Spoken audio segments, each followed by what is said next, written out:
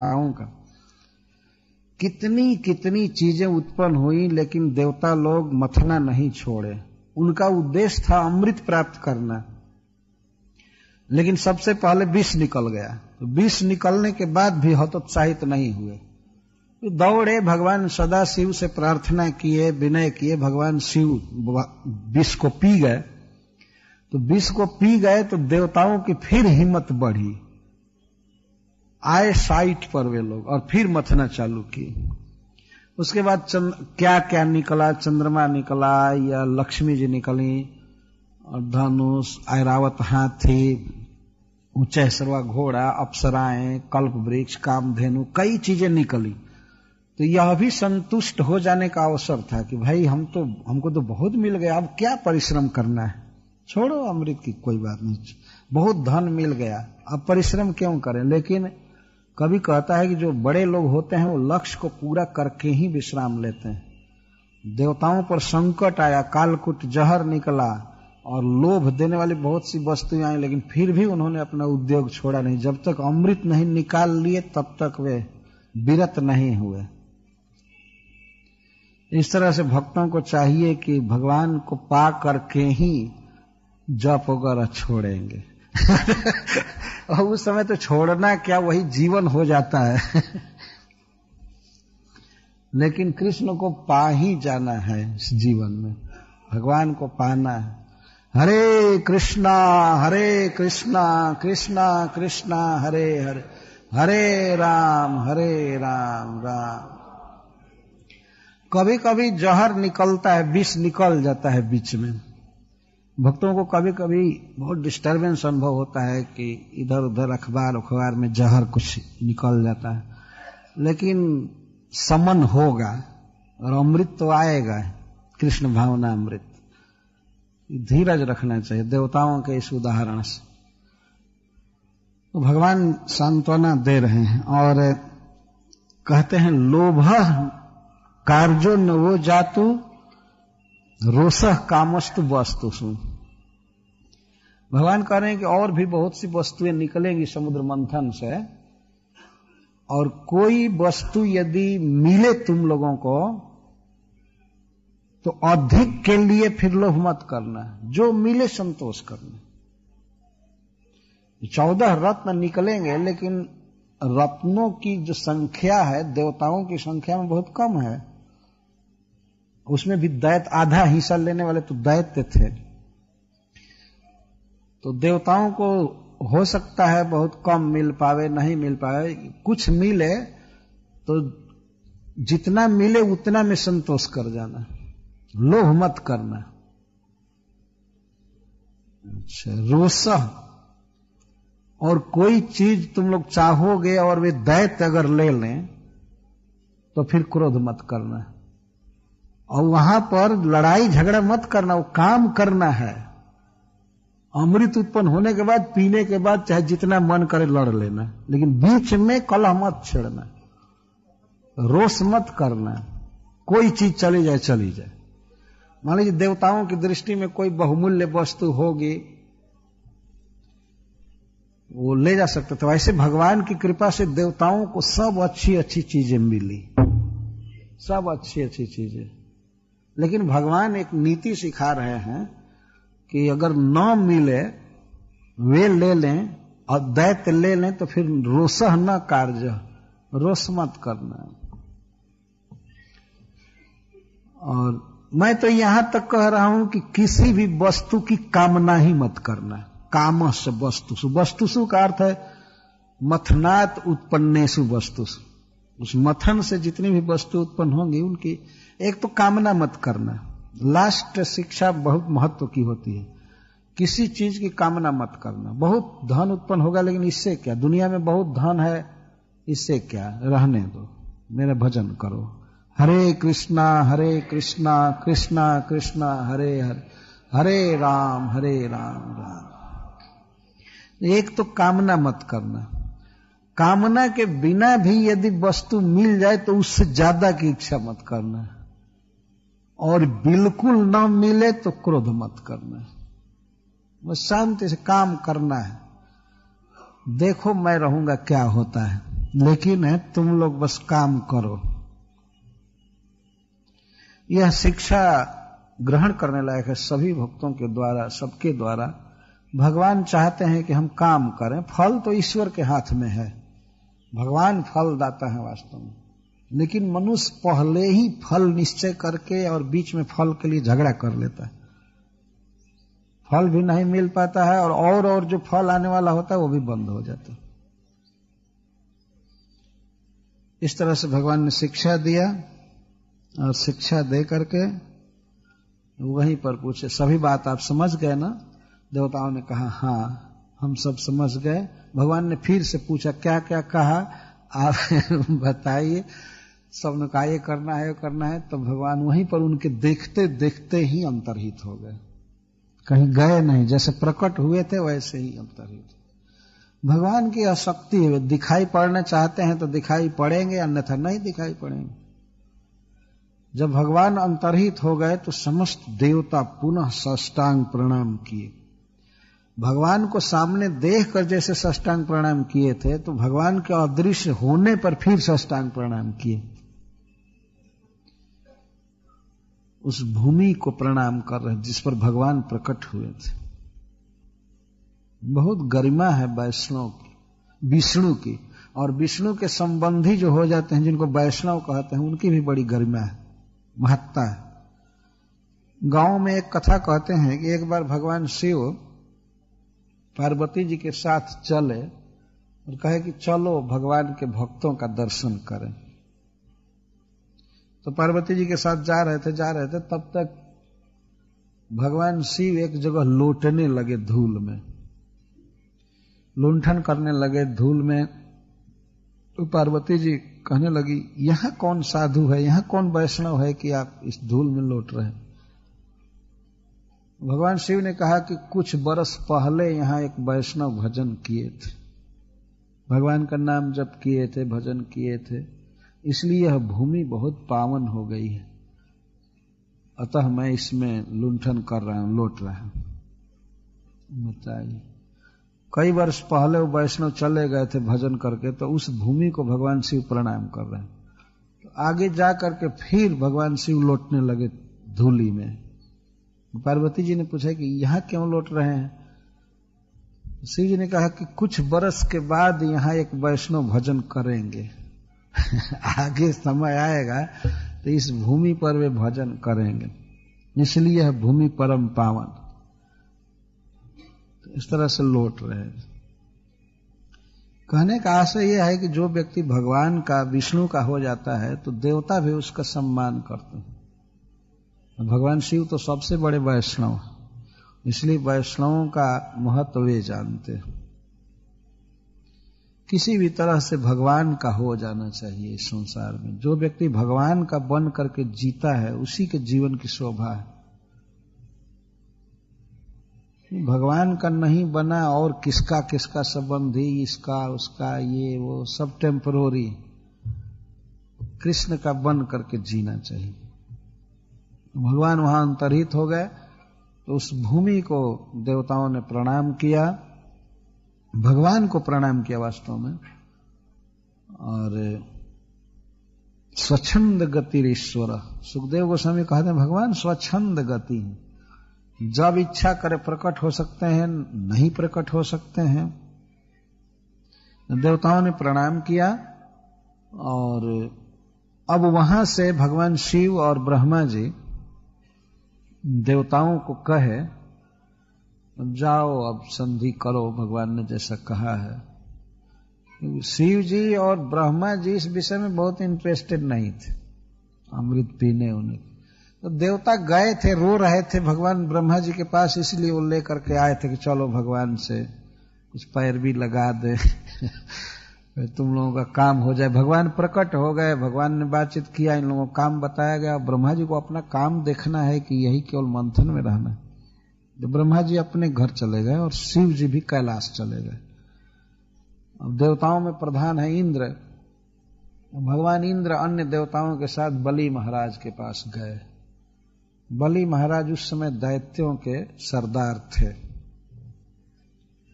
Leader थे। पर दैत्य वंश में होने के कारण उन्हें दैत्यों की इच्छा के अनुसार चलना पड़ता था। क्या करें? देवता लोग जा रहे हैं बलि महाराज के पास।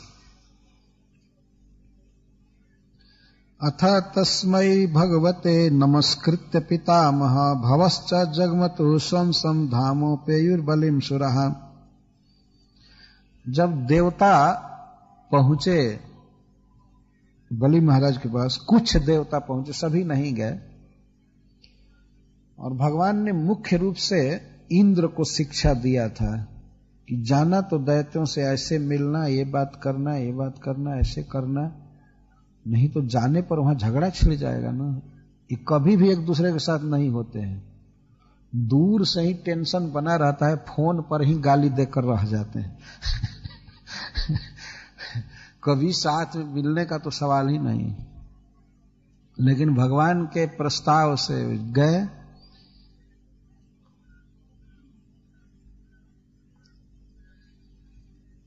जब बलि महाराज के सैनिकों ने, सेना नायकों ने देखा देवताओं को, तो वे तो दैत्य हैं, उनके मन में आ गया बहुत अच्छा हुआ, इनको यहीं पर समाप्त कर देना है।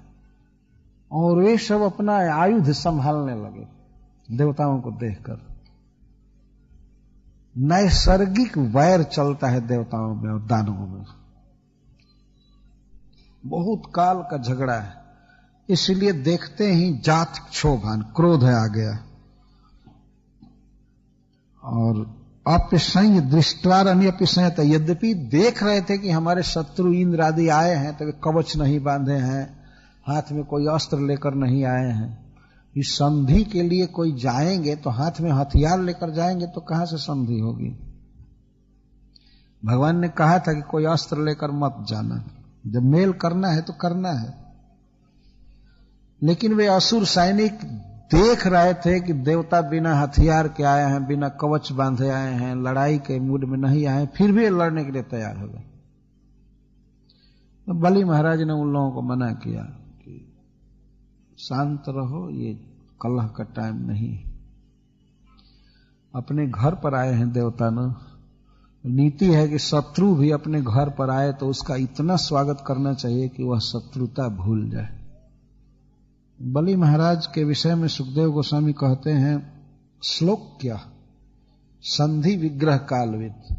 बलि महाराज श्लोक के हैं, इनका यश सारे जगत में फैला हुआ है। और संधि विग्रह कालविद, कब कलह करना चाहिए, कब विग्रह करना चाहिए और कब संधि करना चाहिए, बलि महाराज इसके बहुत बड़े विशेषज्ञ। सब समय झगड़ा ही नहीं करना चाहिए। कुछ समय आता है कि मनुष्य को मेल कर लेना चाहिए किसी से। बलि महाराज इस नीति शास्त्र में पारंगत थे। संधि विग्रह कालवित, संधि और कलह के समय को पहचानते थे, जानते थे। तो उन्होंने दैत्य नायकों को रोका, सेनापतियों को रोका, तब उन लोगों को गेट से भीतर आने दिया गया। तो ठीक है, आइए, कोई भय नहीं है। नहीं तो सेना नायक तो ऐसे ही मार देते उन देवताओं को। अब तो कुत्तों से भय रहता है। किसी बड़े आदमी के पास जाइए तो लिखा रहता है, बी अवेयर ऑफ डॉग, कुत्ता से सावधान रहिए। अद्भुत समय आ गया। कुत्ता भयानक होते हैं, वे काट देते हैं, किसी को डस लेते हैं। कुत्ता से तो कोटि गुना भयानक दैत्य होते हैं। तो वे हथियार सजाने लगे तो बलि महाराज ने मना किया था, नहीं नहीं नहीं नहीं। और वे लोग बेचारे गेट पर से घंटी बजाए होंगे, देवता लोग प्रतीक्षा कर रहे हैं। इसके बाद फाटक खुला, राजद्वार, बलि महाराज बहुत ऊंचे सिंहासन पर बैठे हुए थे और बड़े बड़े दैत्य थे, शुक्राचार्य आदि थे। बहुत बड़ा वैभव था बलि महाराज का, देवताओं से भी अधिक। तो सब गए।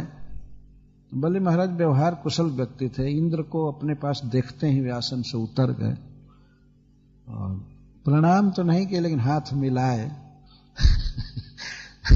हाथ मिलाए और ला करके बैठाए, फिर पूछे खान पान स्वागत। ये देवता लोग वहां तो पानी भी पीने वाले नहीं थे, वहां पर क्या खाते पीते,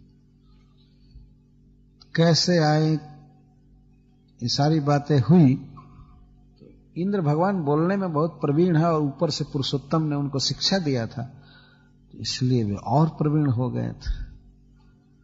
भगवान इंद्र ने कहा कि हम लोग दोनों परिवार, दैत्य चाहे देवता, एक ही दयाद है, कश्यप जी की संतान है हम। तो हम लोगों में प्रेम स्वाभाविक वस्तु है, कलह और विवाद अस्वाभाविक है। पर दैव जोग से ऐसा लिखा था, कर्म में क्या था, अब तक हम लोगों में कोई मेल नहीं हुआ, केवल कलह ही चलता रहा। लेकिन हमने विचार किया कि नहीं, हम लोग एक परिवार के हैं, परिवार में कलह ठीक नहीं है।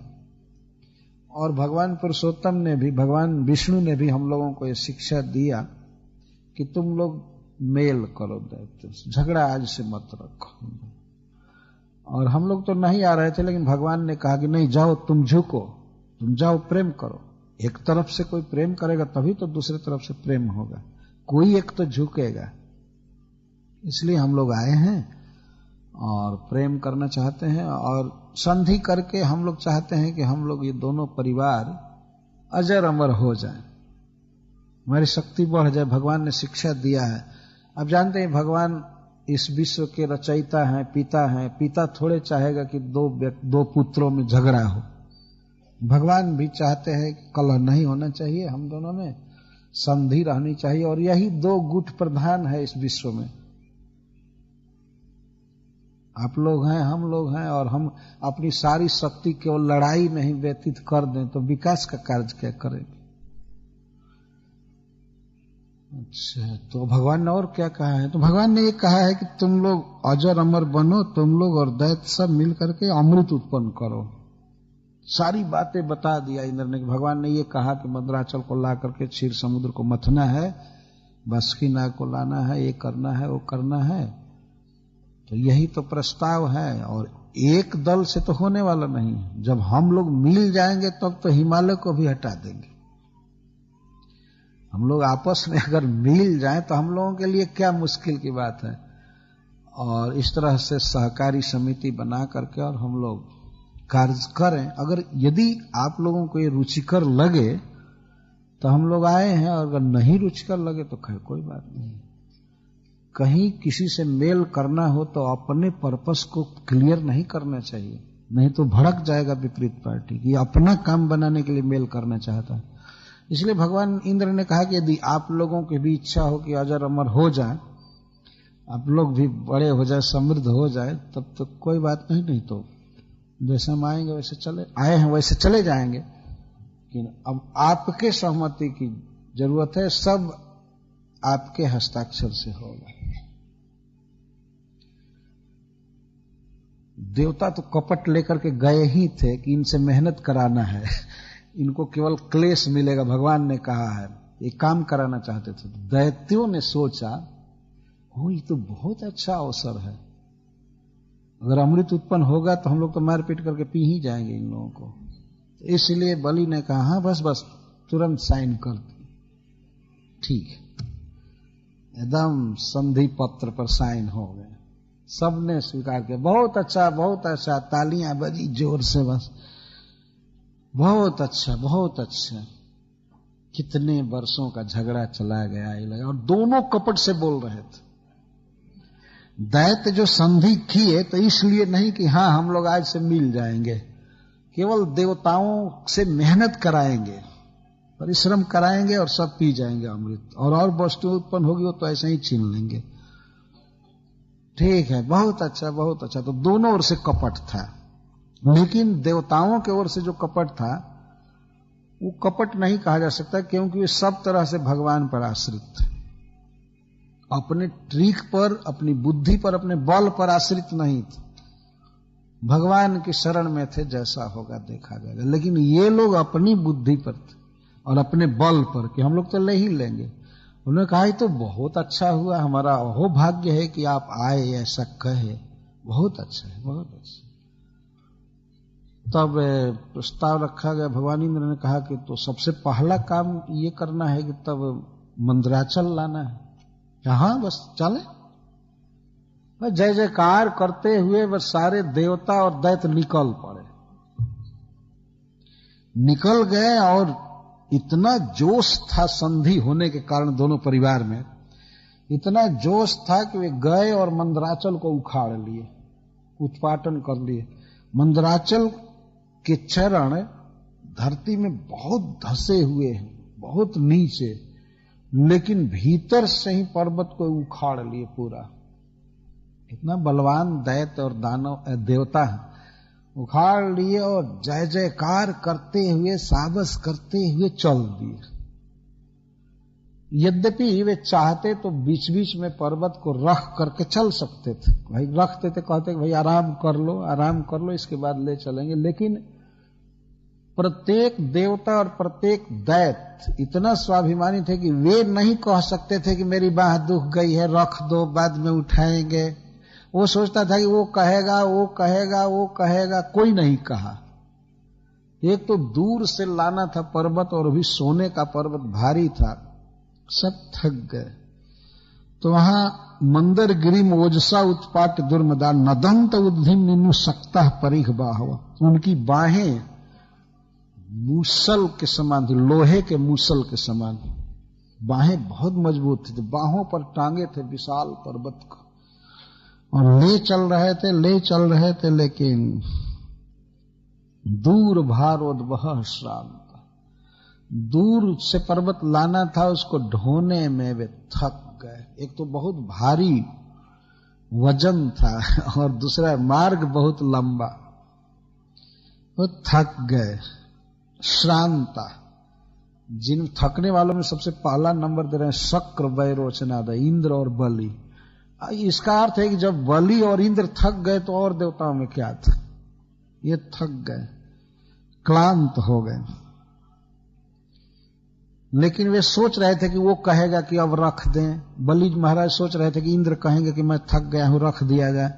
और इंद्र सोच रहे थे कि बलि कहेंगे कि हम लोग थक गए हैं। कोई नहीं कहा, अपनी नकली साहस दिखा रहे थे, अपना बल दिखा रहे थे। लेकिन अब जाते जाते सब तो पस्त हो गए थे। अकस्मात पर्वत धड़ाम से गिर गया उनके ऊपर ही, और गिरा तो अनेक देवताओं और दानवों को चूर्णया मास महता भारेण कनकाज, चूर्ण कर दिया। चूर्ण शब्द का अर्थ बिल्कुल छोटे छोटे खंड में तोड़ मोड़ करके सबको समाप्त कर दिया। पीजिए अमृत, ये अमृत पीने चले, सब अभी मर गए। अब कुछ देवताओं के केवल अंग भंग हुए थे, हाथ टूट गया था, सिर फूट गया था। वे लोग हाय नाथ, हाय जगन्नाथ, ये क्या किए, ऐसा आपने मंत्रणा दिया, ऐसा प्रस्ताव दिया, हम तो मर गए, हे प्रभु हम क्या करें। वे लोग हाय हाय हाय करने लगे कि ये क्या उपाय बताए, इतने दैत्य इतने देवता सब मर गए, रोने लगे। तो जब वे रोने लगे तो भगवान वहां प्रकट हो गए। भगवान स्वच्छंद गति, वे जानते थे कि ये लोग मरेंगे रास्ते में, पर्वत गिरेगा इनके ऊपर, वो सब जानते थे।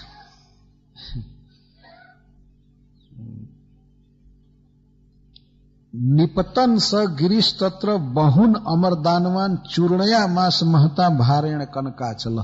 कनक अचल था, सोने का पर्वत। सोना पत्थर की अपेक्षा और ज्यादा भारी होता है। कनकाचल, एक तो सोने का पर्वत था, बहुत बड़ा था, दूर से लाना था, वो गिरा बहुत बेग से।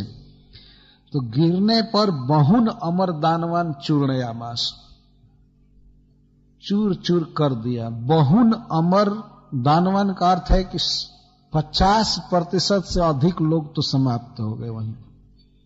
बहुन शब्द ये बता रहा है, बहु शब्द कम से कम आधा से अधिक को सूचित कर रहा है। बहुत लोग तो चूर्ण हो गए, और बाकी लोग भी ठीक से बचे नहीं। किसी के हाथ टूट गए, किसी के पैर टूट गए, किसी की कमर टूट गई, कुछ हो गया। केवल जीवित रह गए कृष्ण को पुकारने के लिए। अब वो लगे प्रार्थना करने, रोने लगे। तांस तथा भग्न मनसो भग्न बाहुरु कंधरान विज्ञाय भगवान तत्र बभूव गरुण ध्वज।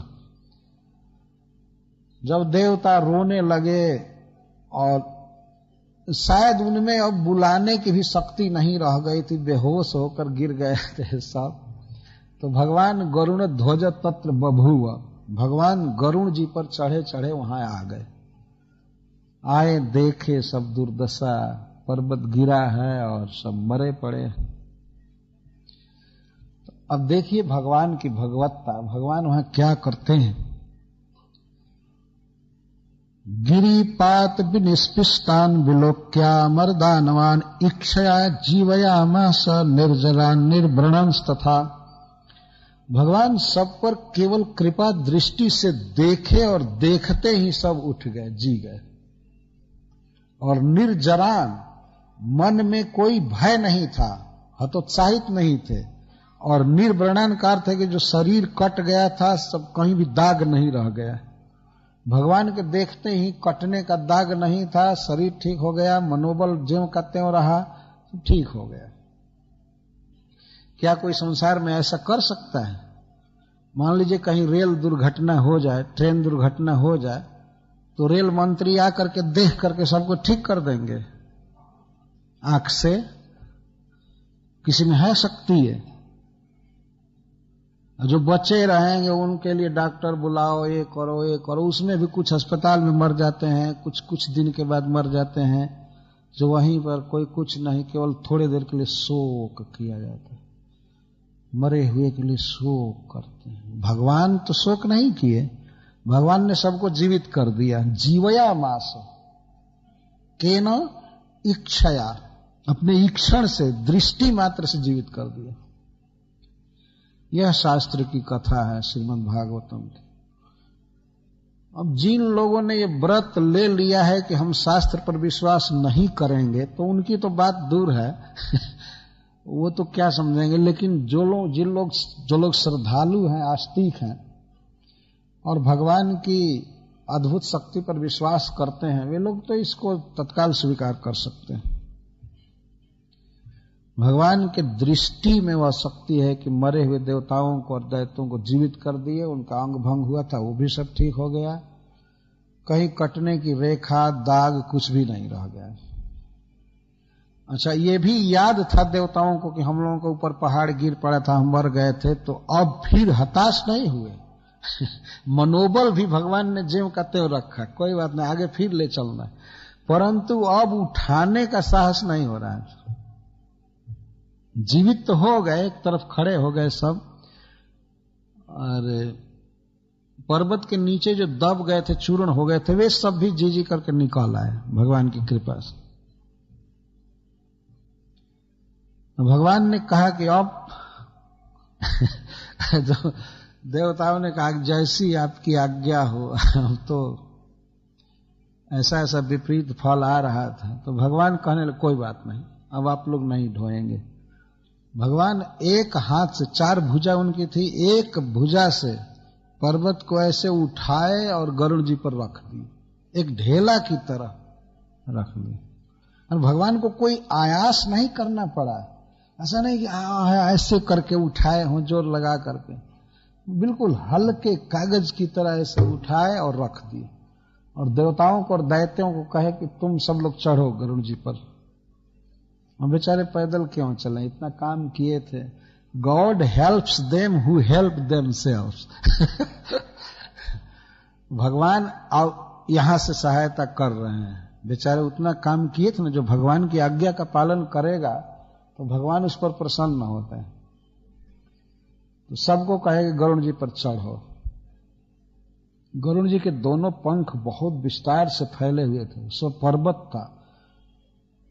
तो पर्वत को भगवान ने अपने हाथ से चढ़ाया और उन लोगों को कहा चढ़ो। एक पंख पर दैत्य चढ़े, दूसरे पर देवता, और भगवान बीच में सभी अपने दोनों संतान के बीच में वे भी चढ़े और गरुड़ जी को कहे कि चलिए। गरुड़ जी मारे पंख और कुछ ही मिनट में समुद्र के पास लाकर उतार दिए पर्वत। यह है भगवान के विभूति की शक्ति। गरुड़ जी भी भगवान है, क्या कोई मन से भी कल्पना कर सकता है कि कोई पक्षी इस तरह से 10,000 योजन पर्वत को, दैत्यों को, देवताओं को और भगवान को लेकर आएगा? भगवान के लिए कुछ भी अद्भुत नहीं है। अब जिनके पास बुद्धि ही नहीं है समझने की, तो उनके लिए क्या किया जा सकता है? शास्त्र में तो सब कुछ स्पष्ट है, क्लियर है। भगवान इस तरह से लाए तो देव दैत्यों को जिला देना, उनका मनोबल बढ़ाना, पर्वत को रख देना गरुण जी पर, और गरुण जी में इतनी अपार शक्ति है कि उड़ करके चले। इसमें देखिए श्लोक में किस तरह कहा जा रहा है। गिरिम चारोप्य गरुणे हस्तेन एकेन लीलया, एकेन हस्तेन।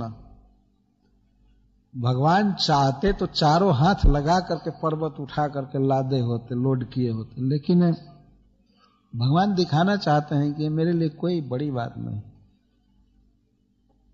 तो एकेन हस्तेन, एक हाथ से अभी लीलया, खेल खेल में उठाकर रख दिए।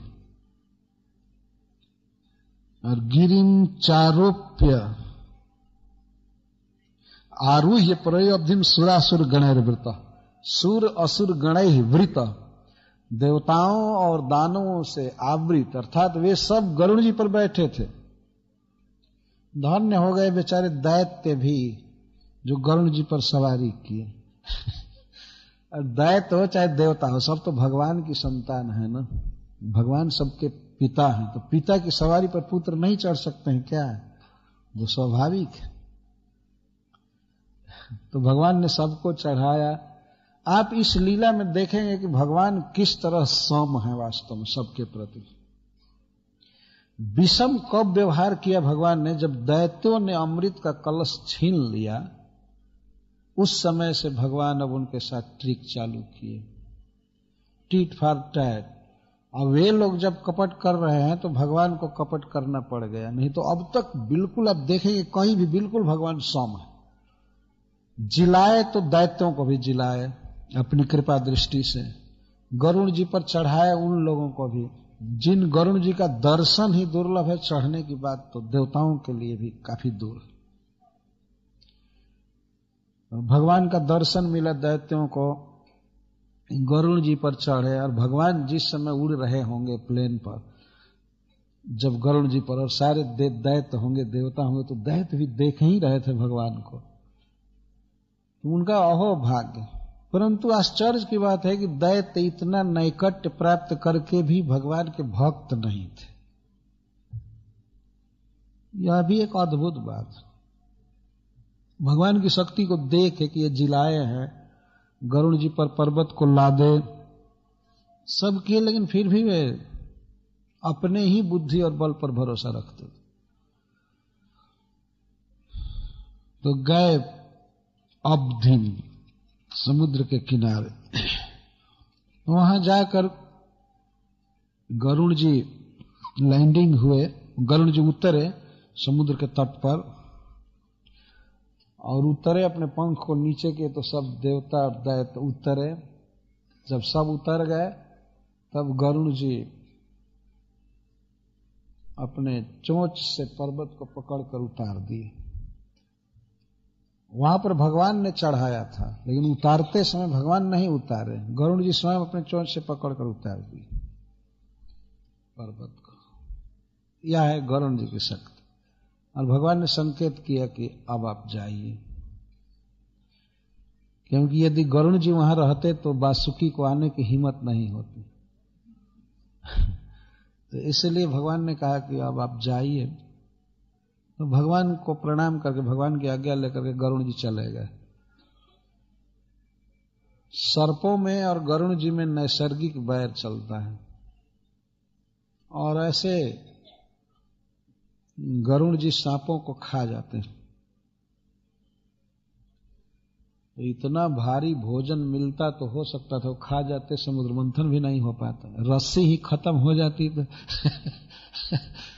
तो भगवान ने संकेत किया। भगवान के इस विश्व सृष्टि में विचित्र विचित्र जीव है, इतने बड़े सर्प हैं वासुकी नाग, इतने शक्तिशाली, लेकिन गरुड़ से उनको भय है। क्यों नहीं भय होगा? पर्वत को एक ढेला की तरह जो ढो करके लाया, उसके सामने क्या है वासुकी?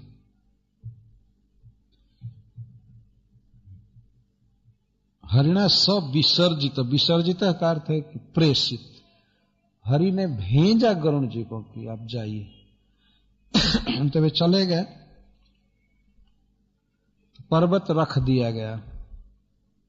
तब देवता पहुंचे और दैत्य भी वासुकी नाग के पास। कुछ लोग गए, ते नाग राज मा मंत्र फल भागे न वासुकी परिवीय गिरौ तस्मिन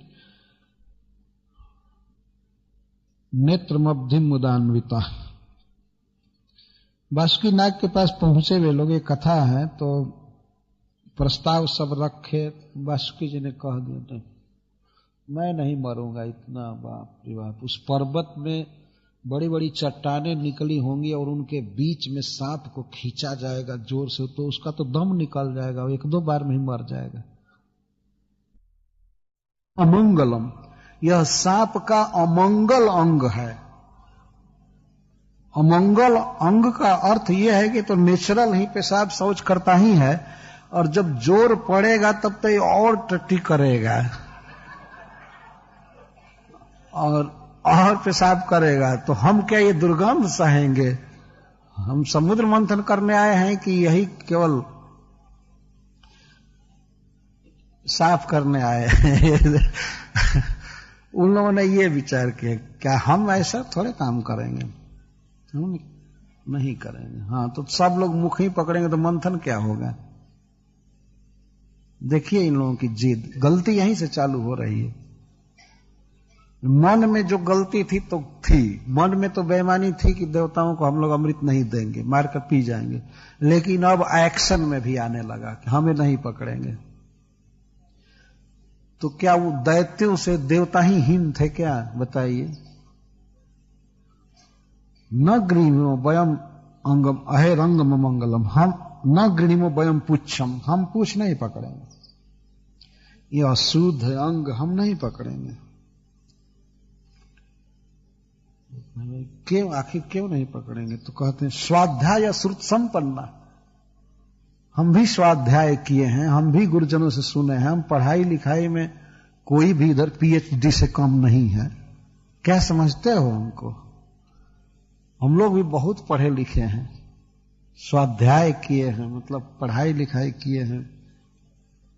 प्रख्याता जन्म कर्म भी, हमारा जन्म भी बहुत ऊंचे कुल में हुआ है, और जन्म ही नहीं कर्म भी, हमने कर्म भी बहुत बड़ा बड़ा किया है। तो आज दुनिया के न्यूज़पेपर में हम ये जो पढ़ेंगे कि दैत्य पूंछ पकड़े थे, अरे हमारी नाक कट जाएगी। हम ये नहीं चाहते, हमारा यही काम रह गया, अब सांप की पूंछ पकड़ेंगे। तो भगवान ने कहा कि भाई मुख पकड़ने में खतरा है ना, कहीं सांप डस देगा या उसका विष निकलेगा तो मर जाना पड़ेगा। तो ये लोग कहे कि अरे मरेंगे तो शान से मरेंगे, मरना किसको नहीं है। कि तुम लोग मरोगे तो तुम लोगों का नाम निकलेगा न्यूज़पेपर में, चाहे टेलीविजन में, जहां भी, लेकिन वीरता से मरे ना, सांप का मुख पकड़ करके, पूंछ नहीं पकड़ करके। हम लोग मरेंगे तो इससे क्या, नाम कमा करके मरेंगे। भगवान ने कहा हम तो सोचते हैं कि आप लोग आराम से मथिए, पूंछ पकड़िए, इधर एक खतरनाक अंग है। हाँ हाँ, खतरनाक अंग है तो तुम क्यों पकड़ा है? ज्यादा चतुर मत बनो। तो भगवान के सामने किसी की बुद्धि नहीं चलती, जो चाहते थे वही हुआ। तो अपनी योग्यता बता रहे हैं, स्वाध्याय श्रुत संपन्ना, हम लोग पढ़ाई लिखाई में सबसे आगे हैं, और जन्म कर्म विख्यात, ये कह करके वो लोग चुप हो गए, नहीं पकड़ेंगे। तुस्लीम आसन, सुखदेव गोस्वामी कहते हैं कि ऐसा कह करके वे लोग चुप हो गए।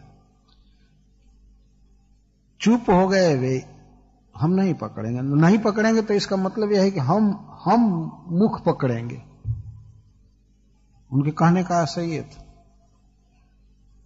तो भगवान मुस्कुराने लगे और मुस्कुरा करके अपने भक्तों को उन्होंने कहा, ठीक है चलिए आप लोग पुष्प कर लीजिए। वही वो चाहते थे।